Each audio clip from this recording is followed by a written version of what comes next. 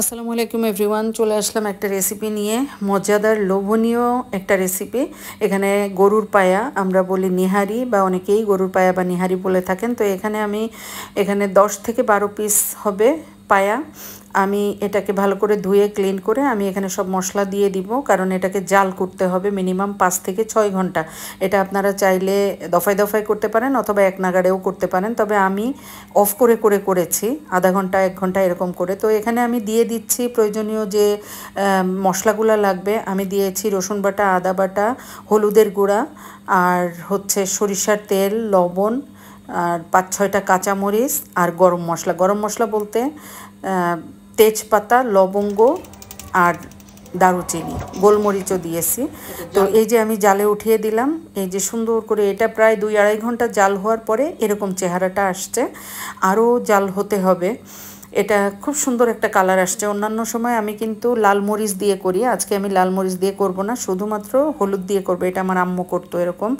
তো এই যে এখানে অলরেডি আমার হয়ে গিয়েছে। আজকে আমি এটাকে জাস্ট ফোড়ন দিয়ে নিব। এখানে আদা কুচি, রসুন কুচি আর পেঁয়াজ কুচির বেরেস্তা করে নিব। তো এখানে দেখেন কালারটা খুবই সুন্দর, এবং আমি যেরকমটা চাচ্ছিলাম, খুব গাঢ়ও হবে না আর একদম পাতলাও থাকবে না, সুন্দর একটা কালার আসছে। যদিও ক্যামেরায় ওরকম ভালো ফুটিয়ে তুলতে পারিনি। অনেকেই এখানে চালের গুঁড়া ইউজ করেন, আমি কিন্তু করিনি। এটা জাল করতে করতে এমনিতেই ঘন হয়ে যায়। এখন ফোড়নটা দিয়ে দিব।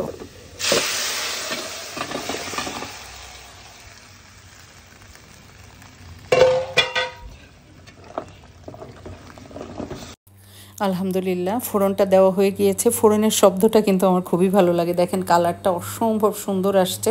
ক্যামেরায় অত ভালো বোঝা যাচ্ছে না, কিন্তু রিয়েল দেখতে খুবই চমৎকার। তো নামানোর আগ দিয়ে আমি আবার একটু টালা জিরার গুঁড়া আমি দিয়ে দিলাম। এত সুন্দর একটা স্মেল পাওয়া যাচ্ছে, আলহামদুলিল্লাহ খুবই ভালো লাগছে দেখতে, আর খেতে কিন্তু অসম্ভব মজাদার হয় এই রেসিপিটা। আমার কাছে আলহামদুলিল্লাহ খুবই ভালো লেগেছে কালার এবং রেসিপিটা। আপনাদের কাছে কেমন লাগলো সেটা জানাবেন। আমি কষ্ট করে করেছি, আপনারা যদি আমাকে লাইক কমেন্ট দিয়ে উৎসাহিত করেন তাহলে সত্যিই অনেক আনন্দ লাগে। আর আপনারা যখন সুন্দর সুন্দর কমেন্ট করেন তখন এত বেশি ভালো লাগে, মনে হয় যেন আরও ভালো কিছু করি। তো ভালো লাগলে আপনারা অবশ্যই ফ্যামিলি এবং ফ্রেন্ডসের সাথে শেয়ার করবেন রেসিপিটা। আর দেখেন মাংসগুলো একদমই তুলতুলে সফট হয়ে গিয়েছে। আমি এই যে সার্ভ করছি, কারণ শুক্রবার শনিবার হচ্ছে বন্ধের দিন। আমরা বাসার সবাই মিলে একসাথে কিন্তু নাস্তা করি। খুব ভালো লাগে সবাই মিলে পরিবারের সবার সাথে নাস্তা করাটা। আর যদি একটু ডিফারেন্ট কিছু হয় তাহলে তো আর কথাই নাই। খুবই আনন্দের একটা ব্যাপার আমার কাছে, কারণ অন্যান্য দিন, সপ্তাহের অন্যান্য দিনগুলোতে কিন্তু সবাই একসাথে বসে নাস্তা করা হয় না। আমি চলে যাই স্কুলে, আর যে যার মতো নাস্তা করে নেয়।